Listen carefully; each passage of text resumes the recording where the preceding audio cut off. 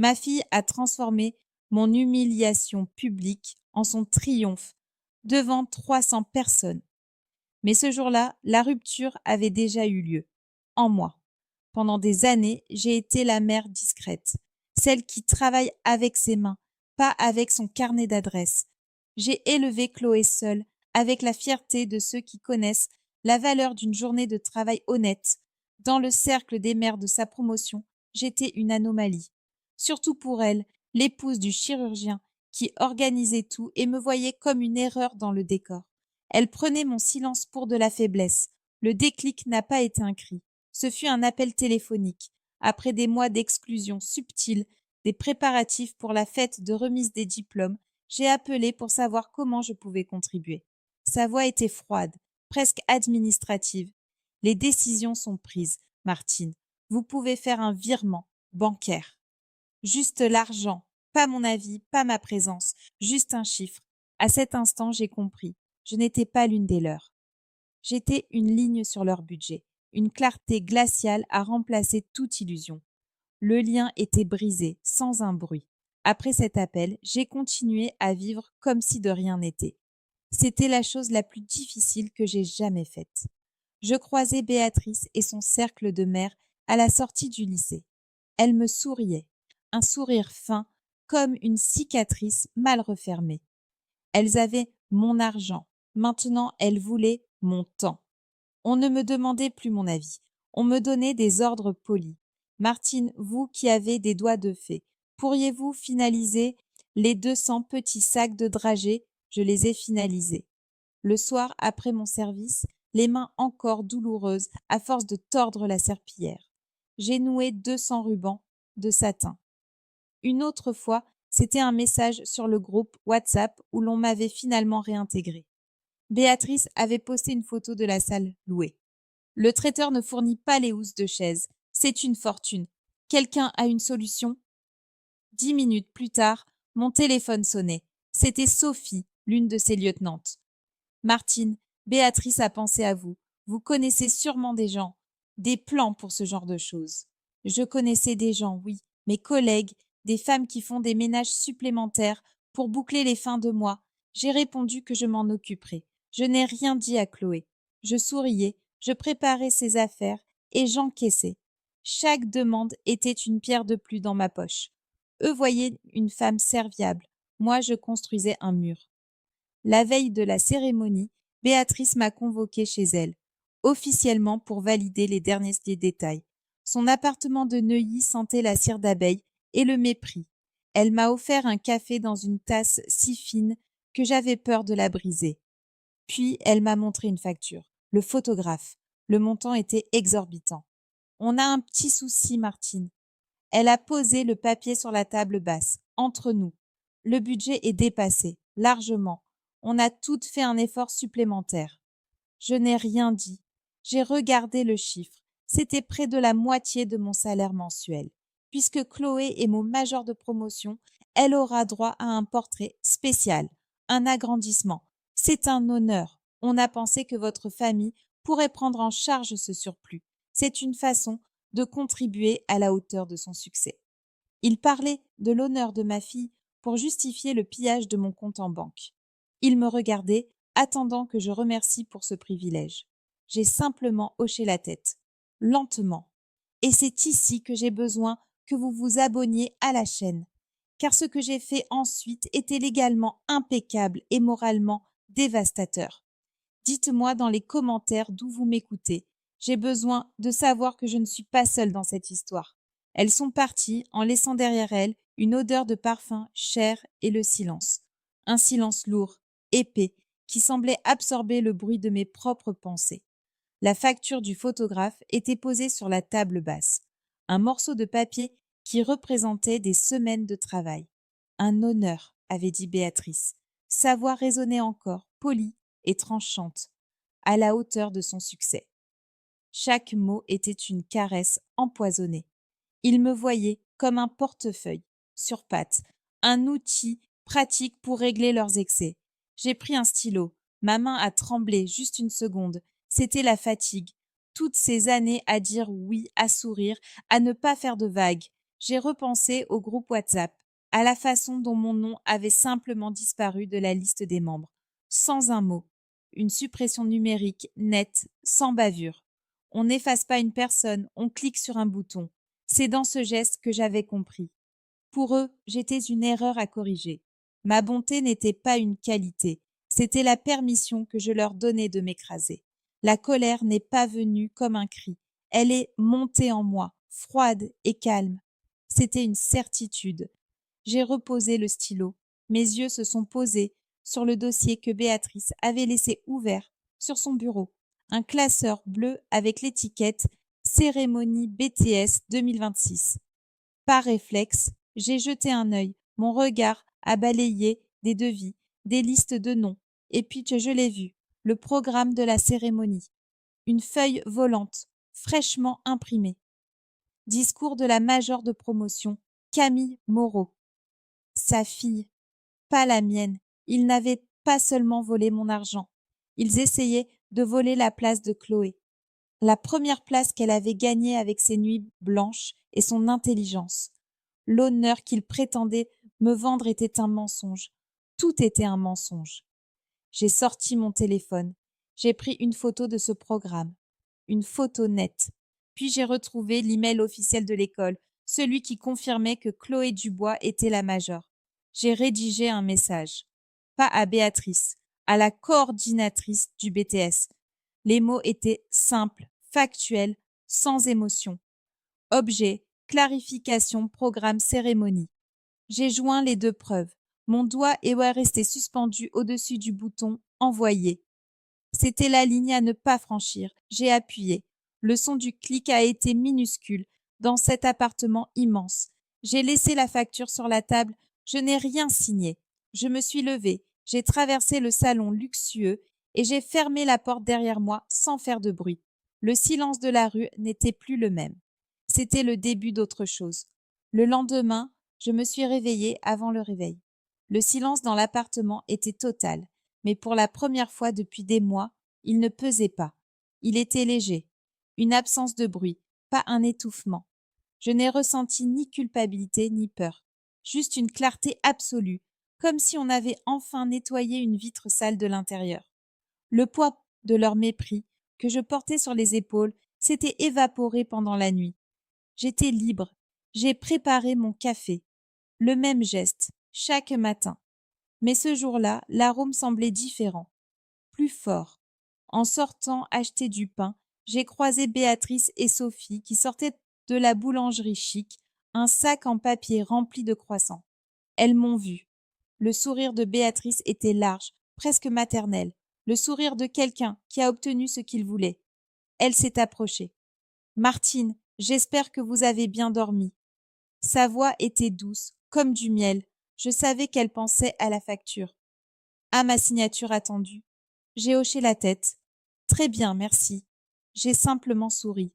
Un sourire vide, une toile blanche sur laquelle elle pouvait projeter sa propre victoire. De retour à la maison, Chloé était déjà debout. Elle était radieuse, pleine de cette énergie vibrante qui précède les grands jours. Elle parlait de la cérémonie, de ses amis, de la toge qu'elle allait porter. Elle ne savait rien, ni de la facture, ni du programme, ni de l'email envoyé dans la nuit. Elle me parlait de l'avenir, un avenir pour lequel j'avais tout sacrifié, et elle le faisait avec une innocence qui aurait dû me briser le cœur. Mais mon cœur n'était pas brisé. Il battait calmement. Le pire moment a été l'après-midi. Nous sommes passés devant le lycée et nous avons croisé Béatrice avec sa fille, Camille. Elle discutait avec d'autres parents. Béatrice m'a fait un signe de la main, un geste de propriétaire. Puis elle a posé sa main sur l'épaule de sa fille, d'un air théâtral. Ne stresse pas trop pour le discours, ma chérie, a-t-elle dit assez fort pour que je l'entende. À la fin, chacun récolte ce qu'il sème et obtient la place qu'il mérite vraiment. J'ai senti le regard de Chloé sur moi, un regard plein d'admiration naïve pour cette assurance. Je n'ai pas regardé Béatrice, j'ai souri à ma fille, et j'ai pensé, oui, exactement. Le soir de la cérémonie, il y a eu un dîner. Pas pour nous, pas pour les étudiants, pour le comité organisateur. J'ai été invitée par un message laconique de Sophie. Béatrice serait heureuse de votre présence. J'ai compris que c'était une convocation, pas une invitation. Ma présence était la dernière pièce de leur décor. La mère pauvre, reconnaissante, qui assiste au triomphe de ceux qui l'ont rendu possible. J'y suis allée. Le restaurant était un de ces endroits où les serveurs ne vous regardent pas dans les yeux. Ils étaient une dizaine de parents. Leur conversation était un bourdonnement de noms d'écoles prestigieuses, de destinations de vacances. J'ai mangé mon pain, lentement. Béatrice, assise en face, a levé son verre. À une organisation sans faille, a-t-elle lancé. Puis elle m'a regardé, un sourire carnassier aux lèvres. D'ailleurs, Martine, bonne nouvelle. Mon mari a fait vérifier tous les contrats par notre avocat, y compris celui du photographe. Tout est verrouillé.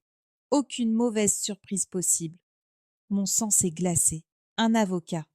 Avais-je été naïve? Mon simple email à l'administration pouvait-il être balayé par un artifice juridique? Une seconde, j'ai imaginé mon plan s'effondrer. J'ai vu le visage de Chloé, sa déception. J'ai senti leur regard sur moi, attendant une réaction. J'ai levé les yeux de mon assiette. J'ai souri. C'est une excellente chose, Béatrice. On n'est jamais trop prudent. Le lendemain matin, le jour J, Béatrice m'a appelée. Sa voix était pressée, impérieuse. Elle avait oublié chez elle les rubans pour les bouquets des professeurs. Elle me demandait de passer les prendre. Vous êtes la seule qui habite dans le secteur, Martine. Soyez un ange. J'étais son service de coursier personnel. Je suis arrivée dans son appartement, le cœur battant à un rythme sourd et régulier. J'avais mon téléphone dans la poche de ma veste. L'email que j'avais envoyé à la coordinatrice y était, marqué comme non lu, en haut de ma boîte d'envoi. Une bombe à retardement. Béatrice m'a tendu un sac en papier. Les voilà, vous pouvez vérifier s'il y en a assez? Au moment où j'ai ouvert le sac, son téléphone a sonné. C'était le traiteur. Elle s'est éloignée dans le couloir en parlant fort, laissant son propre téléphone sur la table du salon. À côté, un dossier ouvert, le même dossier bleu, et à l'intérieur, le faux programme, le nom de sa fille. En gras.